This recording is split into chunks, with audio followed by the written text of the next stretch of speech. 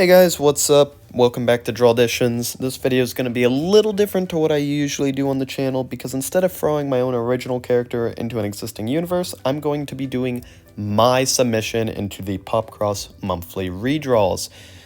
In case you don't know what that is, Popcross Studios is one of my favorite YouTubers, and every month he gives his subscribers a prompt, and we go out and do that prompt, and he chooses a few of our drawings to end up in a redraw video where he takes our creations and puts them in one of his own original stories and in his style. Now, I really love doing these just because they're a fun challenge. It's great interaction between creator and subscriber, and it's great when you don't have any ideas and it's just kind of a prompt that you can work on. So it's just great when you want to draw something. This month's prompt was taking one of his original characters and venomizing them. So because this character already has a lot of established lore, obviously I won't be creating my own lore for this video. Instead, I will be summarizing her lore as well as why I chose this character and a little bit about the design itself. I would usually talk a little bit more about the design, but I felt it was necessary to include, since this is my first time doing one of these videos, I felt it was important to include why I was doing this style of video and what the redraw was for those who didn't know. Anyway, I'll quickly get to who this character is so that we can move on to the design notes quicker. Anyway, Anna Fens is a Popcross original character that is first seen in the Backcells Prisons videos. Now, Backcells Prison is the Popcross equivalent of the Backrooms, except for in his version, it is meant as a prison for superpowered beings, specifically supervillains. However, in some special cases, other superpowered beings who aren't villains, such as Anna, can be sent there, and that is what happened to her. Now, the place isn't actually as inescapable as it is made out to believe, as with the help of a few other Popcross characters. After being stuck in Backcells for years, Anna is finally able to escape. Now, as for what her powers are, because as I mentioned, she is a superpowered being, first of all, as you could probably tell by her appearance, she has much enhanced aquatic abilities. She's much better at swimming than the average human is, and however, I actually don't know if she can breathe underwater. I don't know. I don't think there has been an example of her being underwater for long periods of time or underwater really at all. So I actually don't know if she can if she can breathe underwater or not. But I don't think she can. I think it is really just improved swimming in that regard.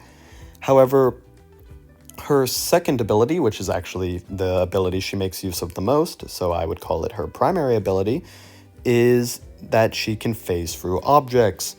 By the way, all of her powers are courtesy of the gem on her foot, which is called a Gem of the Angelic, and there are quite a few more in the Popcross lore. We have seen two others, and one of the other main characters also makes use of one of these gems. So they are pretty important to the overall story, but I won't get into them because that's a whole different thing. Anyway, for her phasing ability, a really interesting drawback that her phasing ability has is that she can only phase for as long as she can hold her breath, which is really interesting, and it does make the ability almost seem like it needs a lot more practice, because as she's been in the story longer, she's been able to progressively hold her breath longer because she's been training herself to hold her breath longer. So I feel like that was a pretty cool narrative choice. Also, on top of that, she originally believed she could only phase through organic objects. However, over time, she has learned how to phase through inanimate objects, so she can now walk through walls, among other other inanimate objects, and she's also gained the ability to phase others as long as she is touching them or they are touching her, and not just one person. She has actually on record, I think as a total, phased 3 other people before. And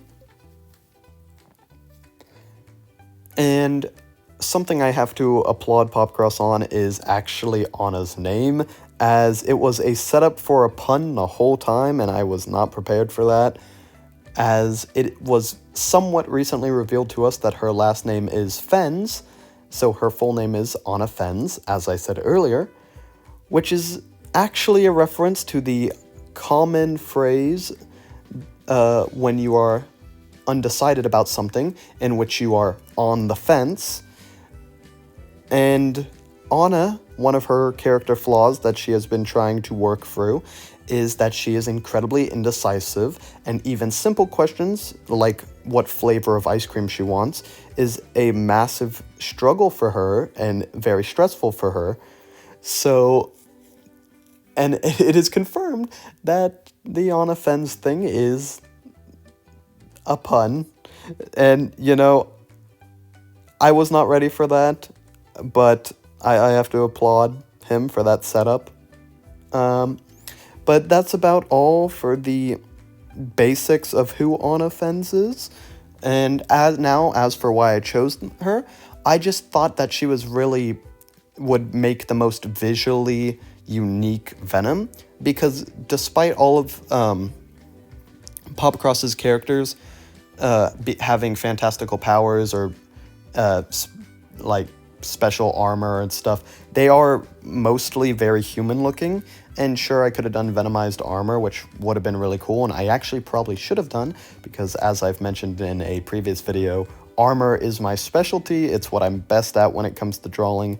But I wanted to do something a little different, and I wanted something a little less human. And Anna's aquatic Anna's aquatic feel was kind of made me think of like a siren from mythology. It was just the first thing that popped into my head. So when I was venomizing the face, I just instantly wanted to do kind of a siren thing, which is why I did the ear-like fin and the fin going down her back.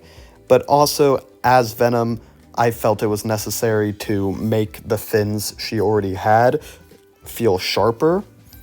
And I actually really like how I did the Venomy bits. And I don't know, I don't have a better thing to call them. Venomy bits is just kind of it for right now. But I do really like how I did the Venomy bits, and I like how I was able to incorporate her suit, kind of mirror it into the Venom one, but make the Venom side of it sharper and bigger.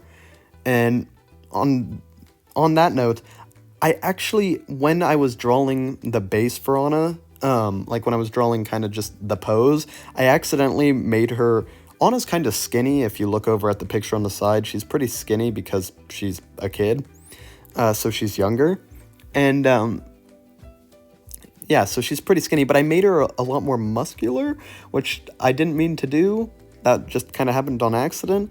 But that kind of works out because Venom does typically tend to buff up its host. So I just kind of slimmed down the side that wasn't venomized and left the other side as was. And this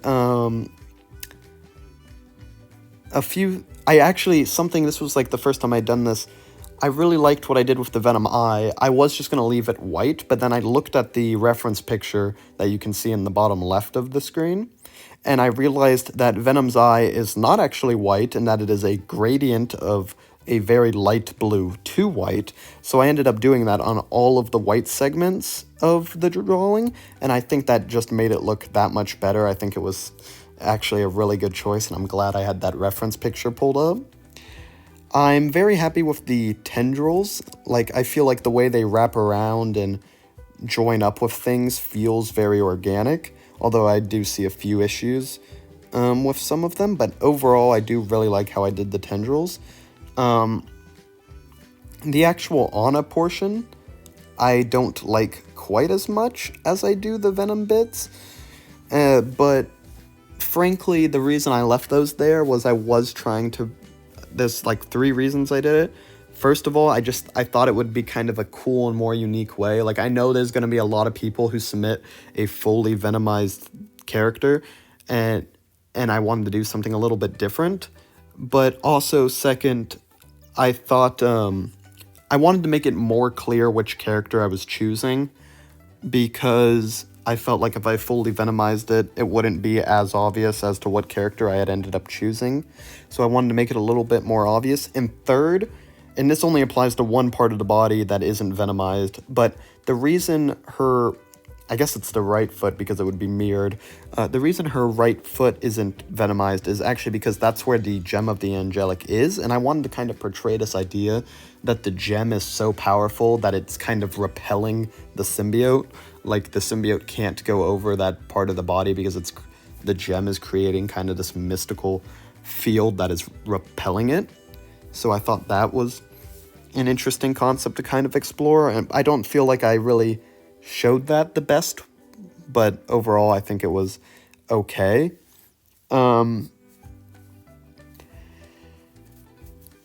Anyway, that's about all I have to say about the design.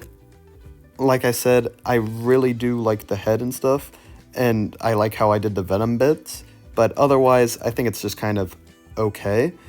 But that's going to be it for this video. I hope you enjoyed it, and I'll see y'all next time. Bye.